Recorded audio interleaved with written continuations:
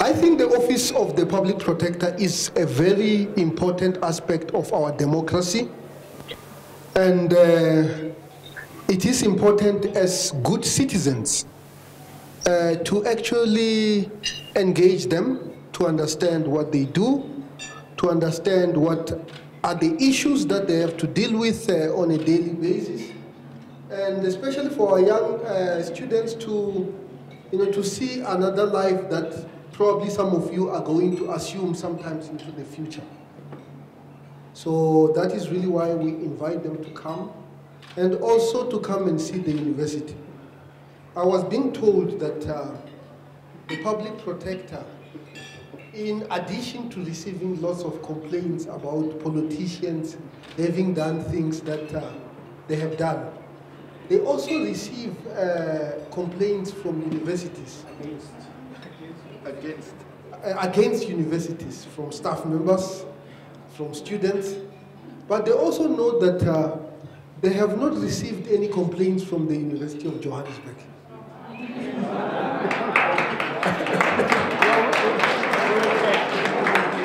It does mean that we are indeed on the right track, and we do take our responsibilities quite seriously.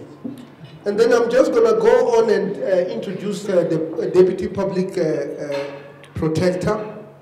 Advocate Malunga commenced his 7-year term as South Africa's second Deputy Public Protector in December 2012.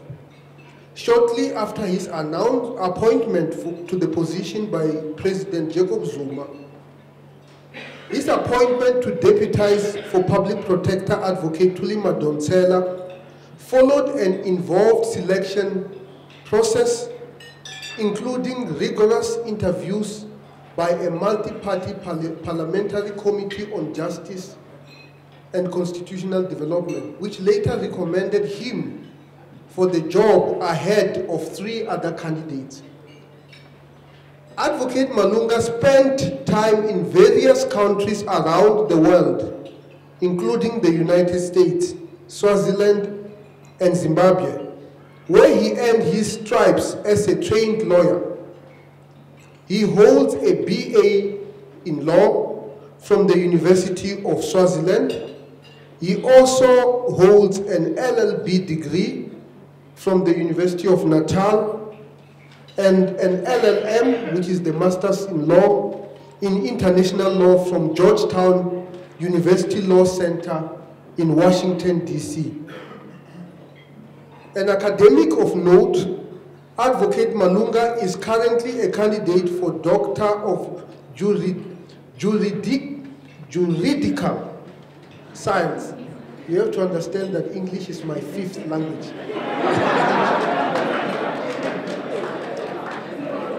At the University of Wisconsin in Madison in the United States of America.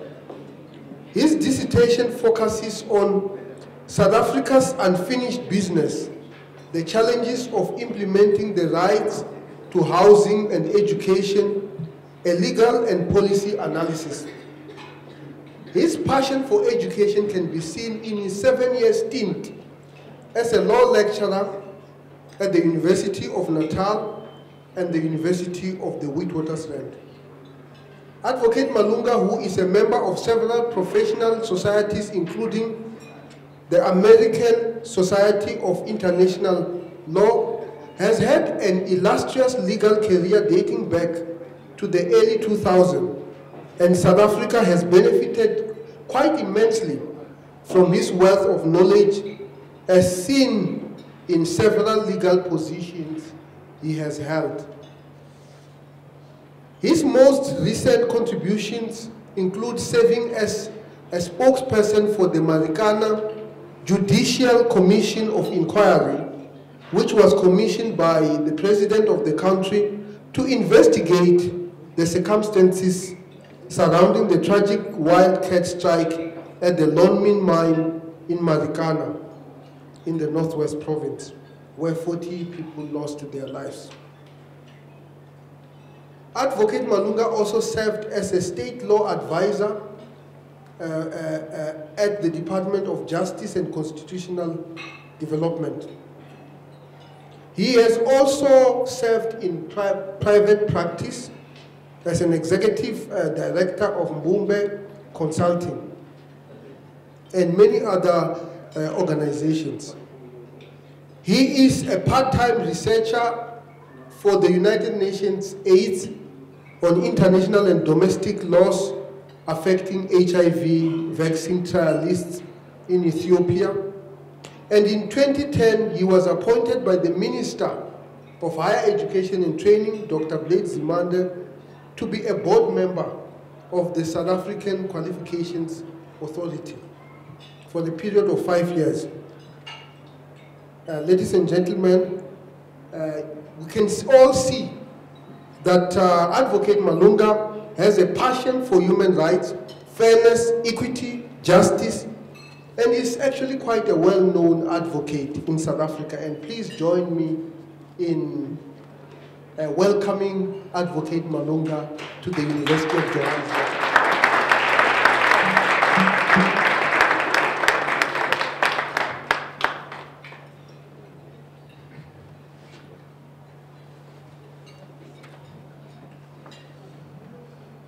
Okay, let me also just, I think Prof. Marwala could just have said, Argo Malunga is an old friend of mine, that's it. And just put it, just declare that one aspect, and then we'll just investigate him for nepotism in choosing speakers.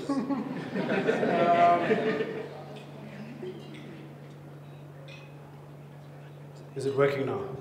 Now, I was just saying that for those before I was mic'd, that Prof. Marwala could have just declared that I'm an old friend of his. I've known him for quite a few years now. And that would just have been enough to say, yeah. And let me just first acknowledge the leadership of the University of Johannesburg and the students who actually make the university what it is. And when I received this invitation to speak, my inclination was to ask, what would I say that we haven't said at other platforms? And I know the public protector, Alva Matosela, has been here a number of times. What will I say that she hasn't said? A suggestion was made that if I want a really, really big audience, the subject of my address should be Nkandla, the untold story. Then, of course, everybody would have dropped their classes. But the real subject of my address today is the public protector, the untold story. You've already been told that I have been an academic before, and from those days I learned not to keep things too long. Because as you know, students, if you keep things too long, they start losing interest. And when I was lecturing, people didn't have WhatsApp. That was, so these days they've got WhatsApp and all those other things that give them distraction. So I really want to highlight the less told story of the work of the Office of the Public Protector. The media tends to focus more on the sensational matters, with the result that the real life-changing work that we do goes unrecognized. I certainly want to highlight the mission, impact, and value system of the institution. I also want to highlight our greatest successes and our challenges as we finalize matters, especially the large number of complaints against municipalities and other organs, and their often unimpressive responses to what we ask for. I also want to highlight the misplaced narrative, which we see also in the media space, that expects the Office of the Public Protector to be the enemy of the state, which unfortunately many people have started to believe. Before I begin, I want to note that we are actually the state's greatest ally and safeguard as we investigate the challenges which it faces and must fix. We also usually know about service delivery challenges before they blow out of proportion, before they even happen. As such, we identify the governance risks that the country faces way in advance.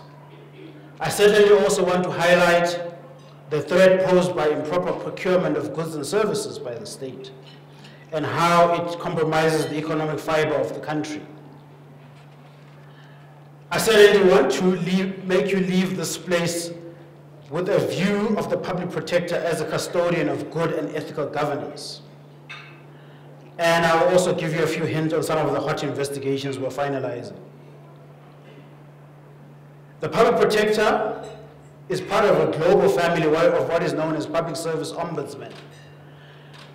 To be true, to be fair, there is really not many institutions in the world that are like the public protector exactly, because in other countries you find watered down versions or maybe stronger versions of what we do. But Chapter 9 of the South African Constitution provided for the establishment of the public protector as one of the institutions that strengthens the constitutional democracy of the Republic, and we came into existence in October 1995. So a few days from now, we are celebrating 20 years of the Public Protector South Africa. And we will be celebrating that in what is known as Good Governance Week. And we'll keep you updated. Now, in terms of Section 1821 of the South African Constitution, the Public Protector is vested with powers to investigate the conduct of government departments, government agencies, government officials, bodies for performing public functions that is alleged or suspected to be improper or to result in any impropriety or prejudice, to report on that conduct, to take appropriate remedial action. We can't investigate court decisions, and we must be accessible to all persons and community. So what that means is that there's a very large continuum of activity which we can investigate. People often say your noses are in everything. It is the law that our noses must be in everything. Because we have jurisdiction over about 1,000 state organs. And the Public Protector Act lays out the continuum of behavior that we can actually investigate. From discourteous behavior, if you read Section 6 of the Public Protector Act, a rude official, you know those officials who say, I'm on tea, close the window, come back some other time, or some other rude thing. You can report that. Of course, we were very busy. We try to avoid those sort of things, but sometimes all people just want is an apology. A mere apology for bad treatment.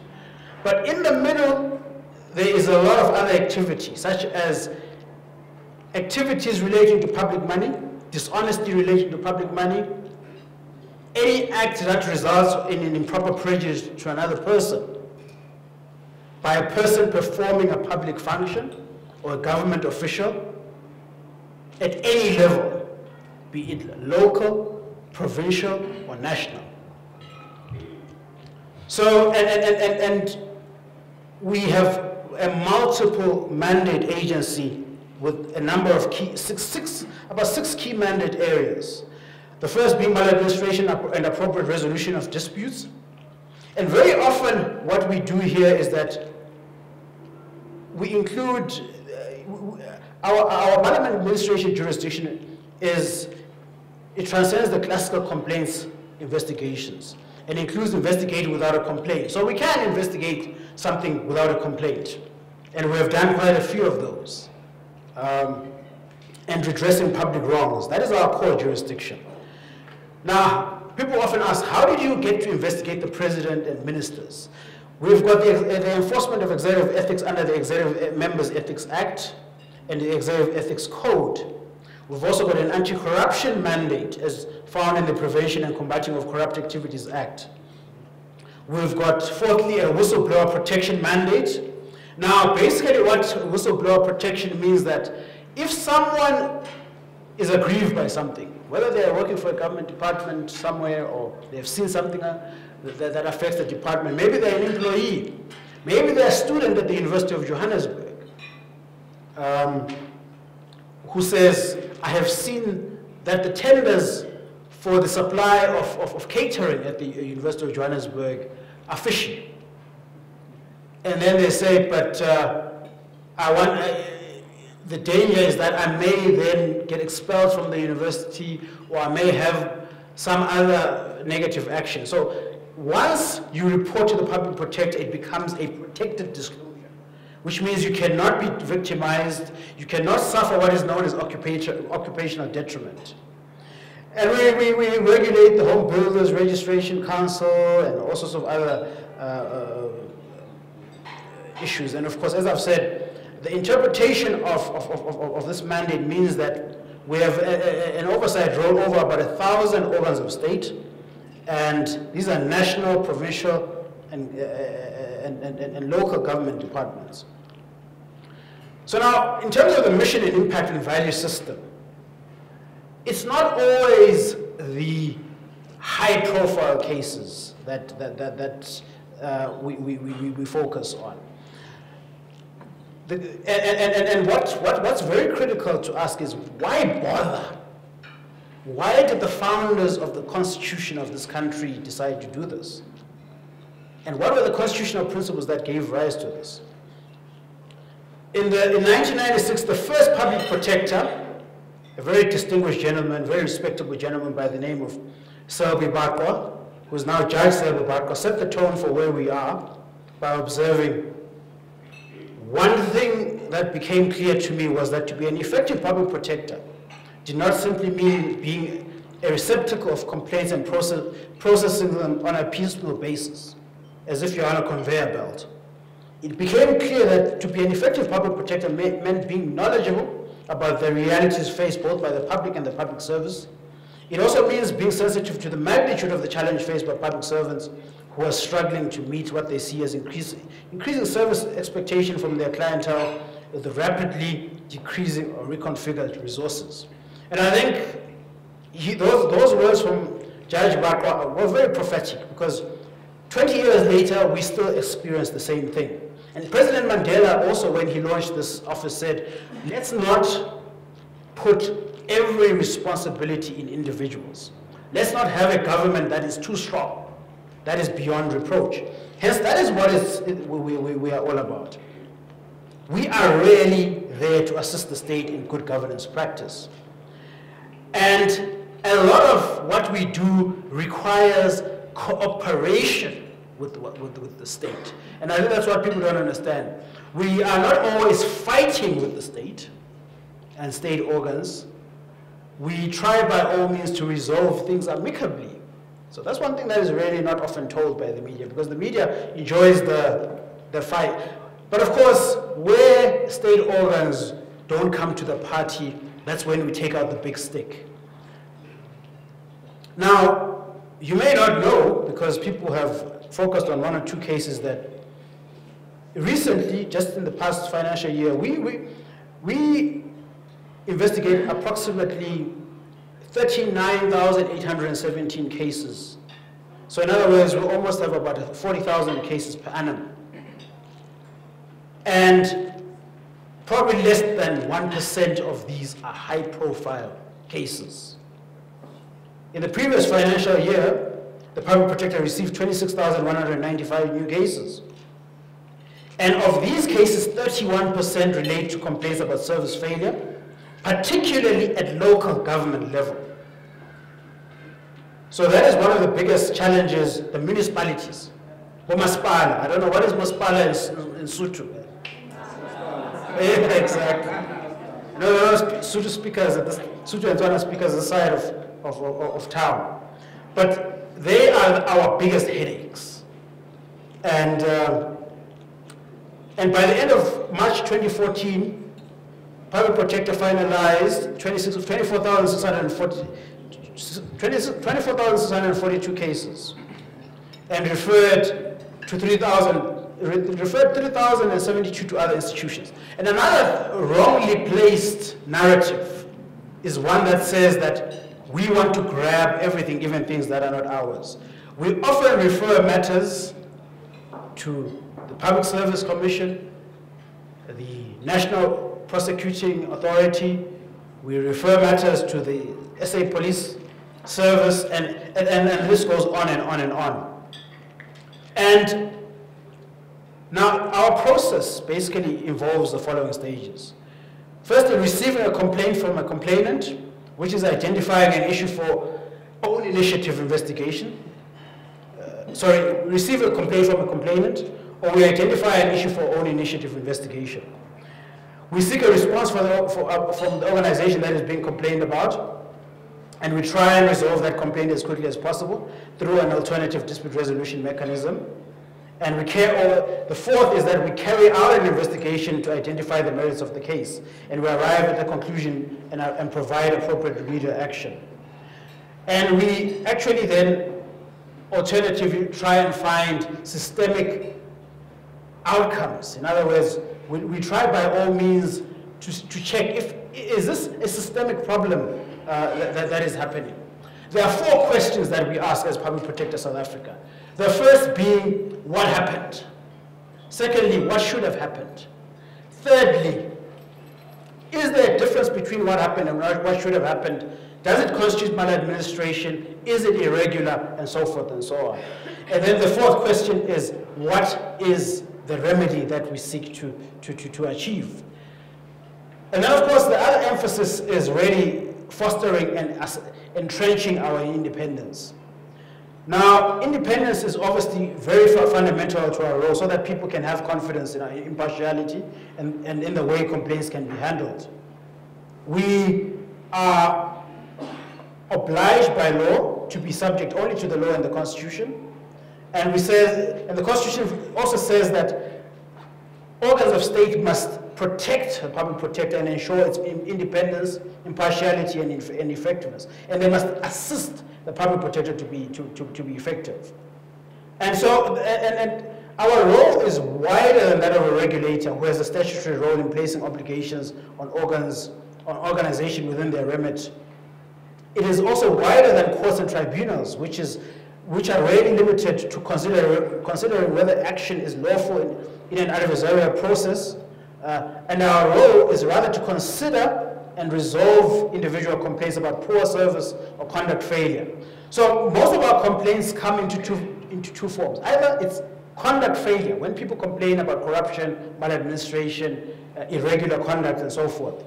The other is service failure, when someone says, the state has failed to provide a service, has failed me in something that it owes me. In other words, your roads, etc., etc. And this is not an easy task, because we have to balance the views of the complainant against those of the institution complained against, and based on the merits of the case, adjudicated on a balance of probabilities and achieve a result for both. So we are not the lawyers of the complainants. Very often when people complain to us, they believe that we are there to take their side, or we are there to find fault with government. We really have to be in the middle. But we are, I must say personally, as I do my work, I am partial to the unequal power relationship, because very often the state, as you know, can litigate. The state can go to court, it can hire expensive lawyers, but the person we call Gogo Dlamini, who's out there in Vosloorus or somewhere in Orange Farm, can't litigate. So as a result, we try and balance that equation. And the aim is really to protect and restore human dignity. And our aim is really to secure just and proportionate results, which brings closure for the complainant and the organization. And engagement with public officials and others is really designed to avoid doubt and misunderstanding about the reason for why we are conducting an investigation. And we try to achieve clarity about what can be achieved and what is not possible. Very often we get, for example, people who come to us to say that the University of Johannesburg has not paid them for services provided. Let's say, I don't know who's catering today, but you find that come January 2016, the person says, on 29 September, Professor Marwala hired me to cater at his event. I still haven't been paid. And they get very angry. And then we say to them, but where is proof of work done? Where are the invoices? Some of them get very angry because they can't provide us those invoices. They can't provide us that people ate on this particular day. So it's really a fair and robust legal process. Very often we get, especially in areas where politics has changed. Limpopo, remember there was a regime change, so to speak, in Limpopo, where there was a lot of departments were put under administration, a lot of service providers.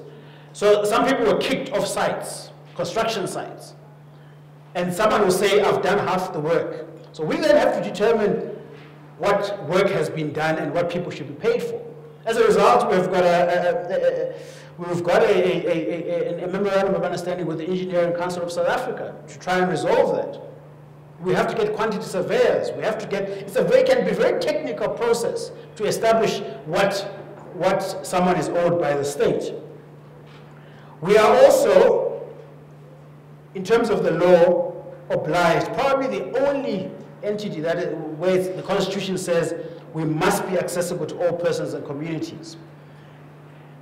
Evidence suggests that more and more people are aware of the services of the public protector, and we are really quite pleased with this. But we try by all means to ensure that we reach out to communities. We've got 20 offices around the country, regional offices. We are there on social networks and so forth and so on. And the other issue that is often not highlighted is the fact that we emphasize building constructive stakeholder relationships. And of course, right now you see a lot of friction that is in the media. And of course, while the public protector generally enjoys a high level of respect and cooperation with public institutions, our experience from municipalities, and I think that's where I would ask that you as students and academics and so forth, because everyone in here is a member of a municipality by virtue of living in one, by virtue of paying rates to one. Maybe your father is a municipal manager or whatever, but you all have some role to play. We are all sitting here in the space of City of Johannesburg municipality. And of course, it is you, the citizens, where we need and most of the other thing that our work can only work and be effective is for you, the citizens, to come to the party. Very often people say government is corrupt, they say officials are corrupt and so forth, but they are the first ones to pay a bribe when they get caught at a roadblock. You see, they are the first ones to pay for that cold drink. So for us, it takes two to tango. In other words, we try and preach that we walk the talk. And then of course, the other issue is to be responsive to the needs of individuals through early resolutions. In many instances, as I've said, most of our complaints are not the high-profile matters. When we hire you, we're not going to take you straight to Nkandla.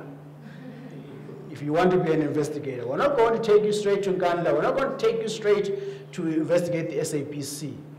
You will, on the other hand, have what is known as an in-house complaint handling procedure. And most of our work is done through mediation or conciliation, where we handle bread and butter matters through early resolution approaches, right? And we sit down around the table with government officials. We put it to them that this is what the problem is. This is what it's doing to your community. We get them to see the eyes. We very often want to see the person who is affected. You know, we've had people come to us driving from, not even driving to us. They'll take a bus from Lusikisiki. We had one real case from Lusikisiki in the Eastern Cape. These people came to us, and then when they came to us in Pretoria, they said, we don't have money to go back.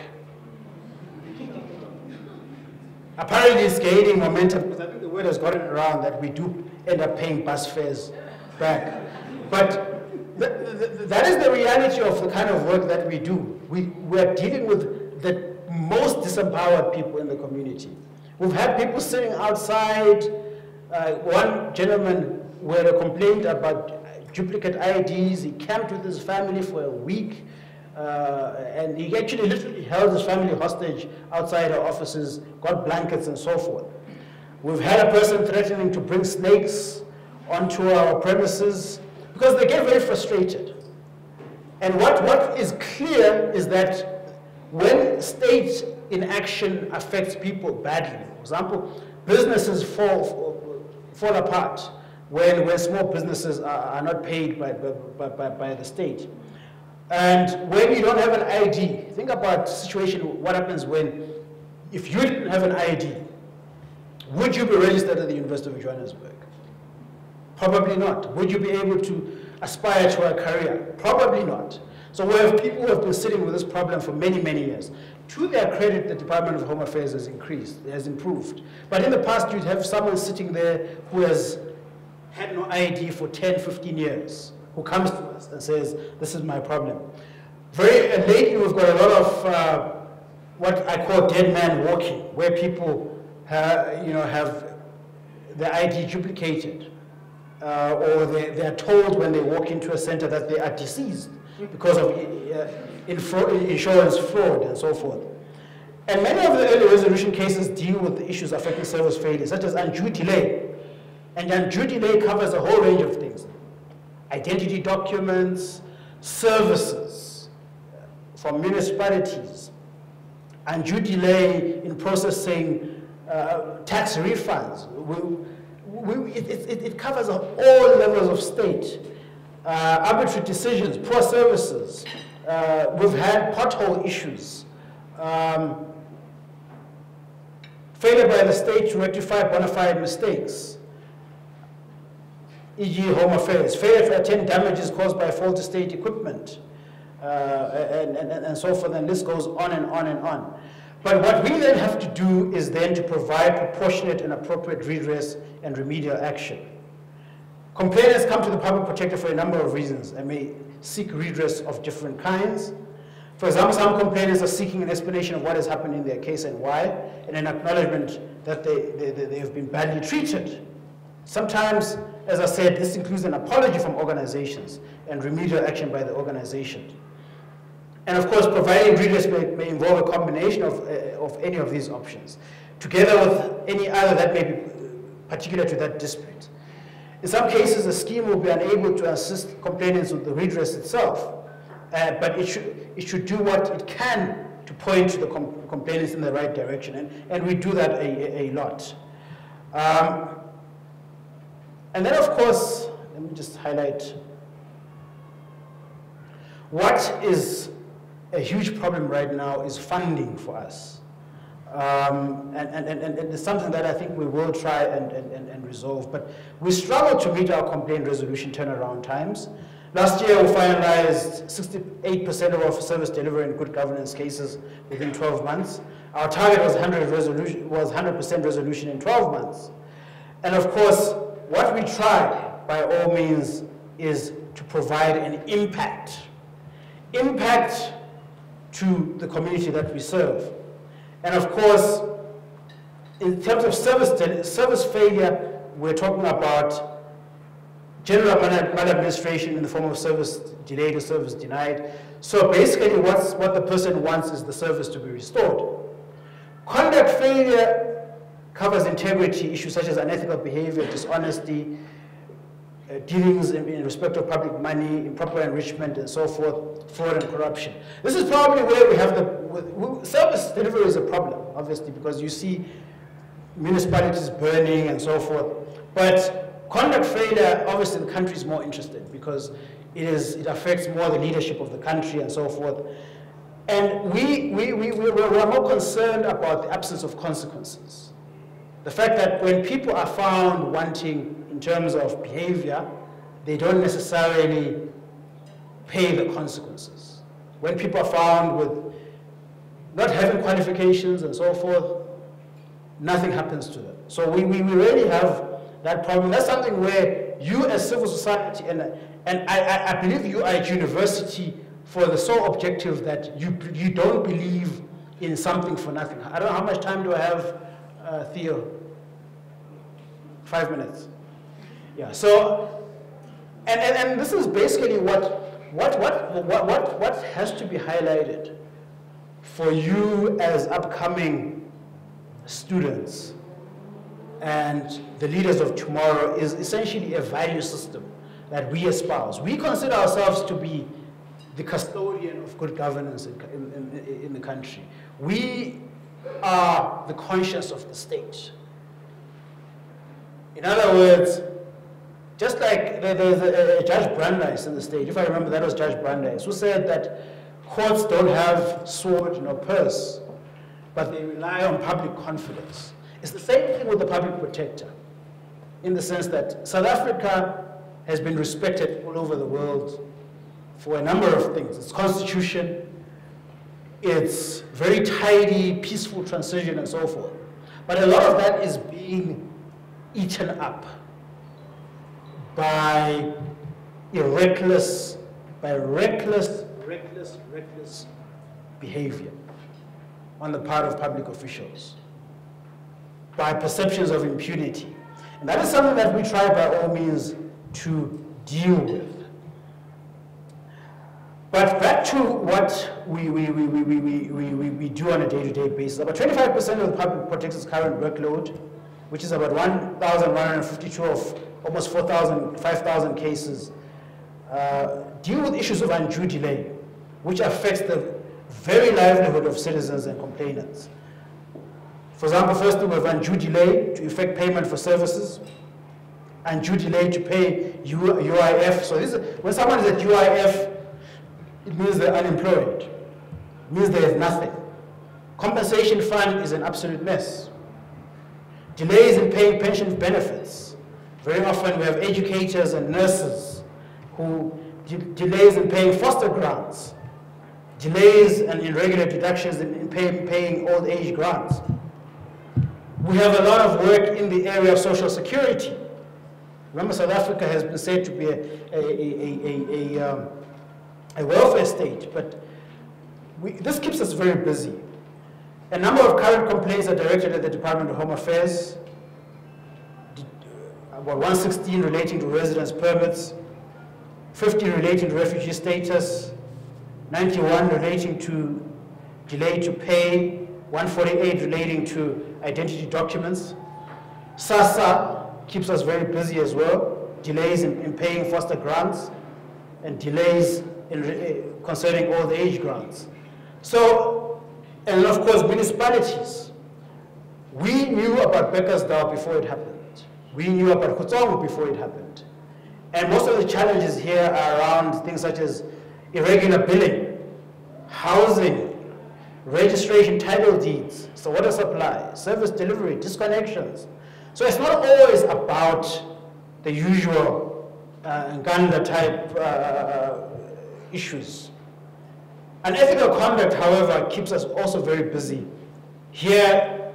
And I want to highlight the fact that, and unfortunately, how many people here want to be tenderpreneurs?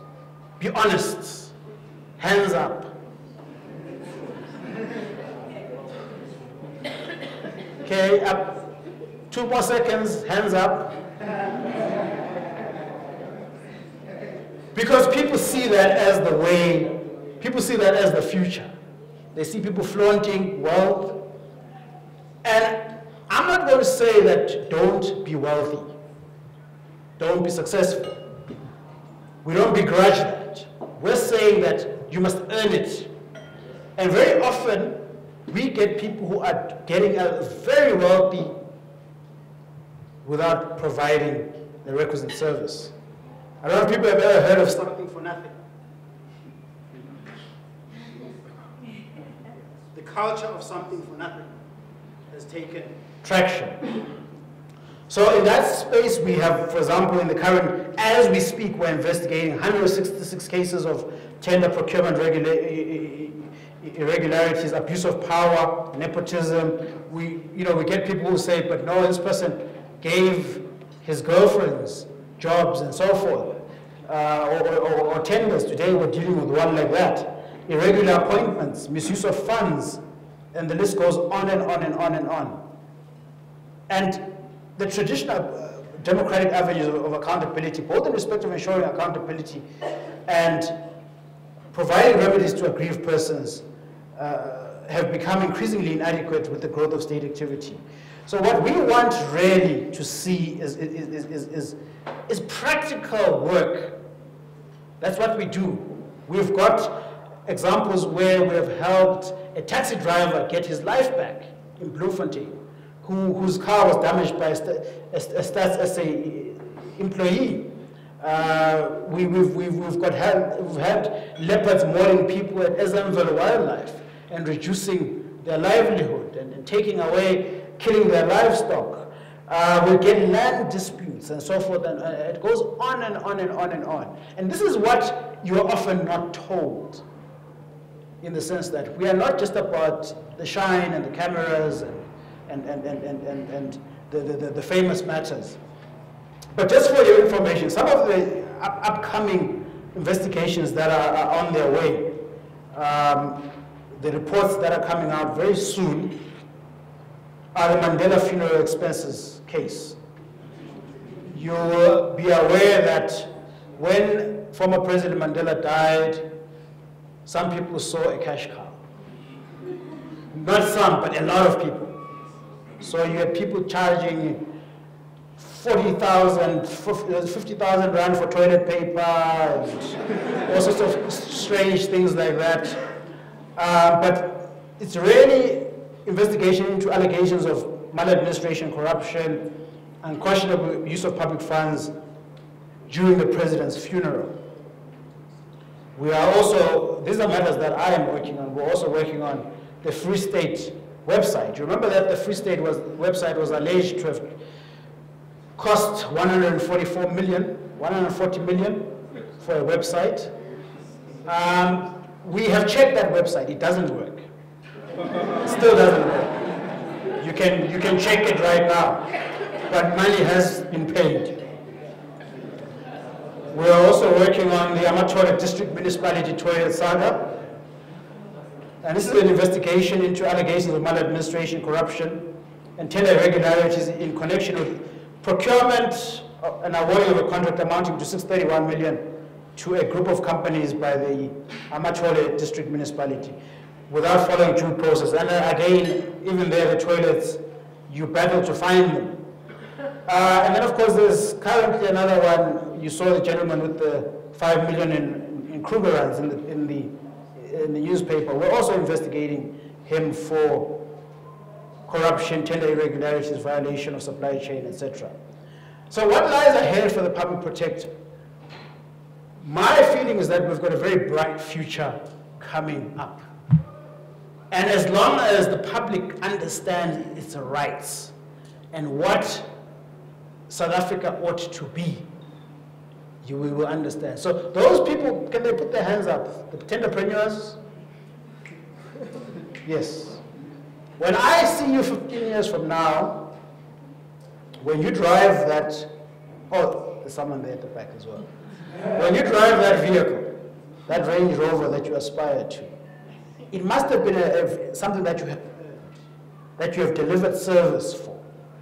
That is what we're trying to espouse. Because lately we have a lot of people who have just looted. There is a place in Puluwana, they call it Tender Park, where people have just, very nice houses. But if you really ask the majority of them, what have you done? And they won't be able to really tell you. Or defective, we get a lot of complaints about defective housing. That needs rectification. Rectification going into the billions. So again, that is going to eat into your fiscus. That is money that is supposed to provide better public service. I mean, normally we give a narrative of how much is lost to corruption and what would that money have done. But that's not what I'm on about today. So we see the public protector as continuing to be the respected custodian of the state. And those people who still need to be converted to the idea of good governance, we will convert them. Because when people steal money from the state, they steal from the future of the country. They also steal from the quality of life of the country. So I think I often hear young people saying, "Nah, it doesn't matter. It doesn't affect me." What's the point in driving that fancy vehicle of yours on potholes? What is the point of having, because I've seen from other countries, other failed states, where people fight for years in a civil war. And when it's all done, someone says, I've won, I'm the president, it's me now. And they're just ruling over ruins. What is the point, you see? So we're trying to actually avoid South Africa becoming a failed state. I don't think it's anywhere near that. The systems work. The rule of law is still the way to go. People still respect contracts.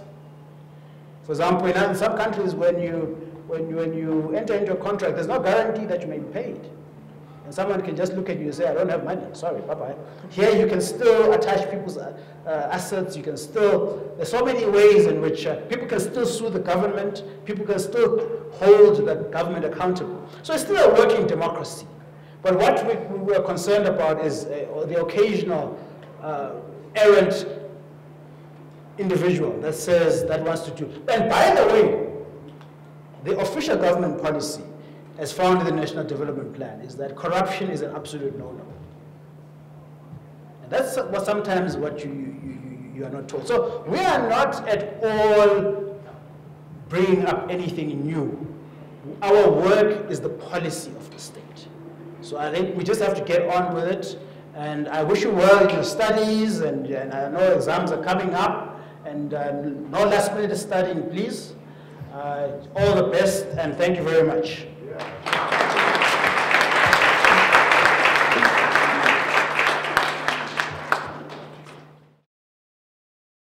The University of Johannesburg. Rethink, reinvent.